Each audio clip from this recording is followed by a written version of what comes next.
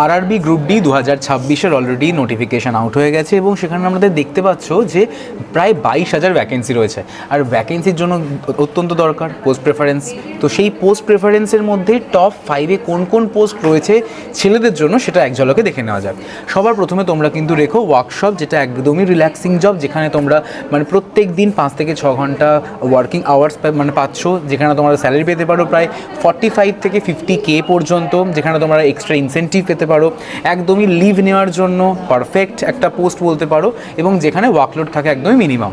Second option বা second post হিসেবে তোমরা রাখতে পারো অ্যাসিস্ট্যান্ট ট্র্যাক মেশিন, যেখানে তোমরা অবশ্যই করে কিন্তু এই পোস্টটা স্যালারির জন্য পারফেক্ট, যেখানে প্রায় 50 থেকে 55,000 টাকা পর্যন্ত তোমরা পেয়ে যাও।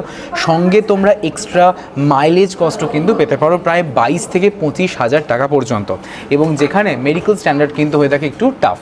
যদি আমরা বলে থাকি থার্ড পোস্টে, তো থার্ড পোস্ট হিসেবে তোমরা রাখতে পারো কিন্তু পয়েন্টসম্যান বি, যেটা প্রমোশনের জন্য একদম পারফেক্ট, যেখানে তোমরা স্টেশন মাস্টার পর্যন্ত কিন্তু প্রমোটেড হতে পারো। কিন্তু এই জবটা হচ্ছে একটু রিস্কি জব।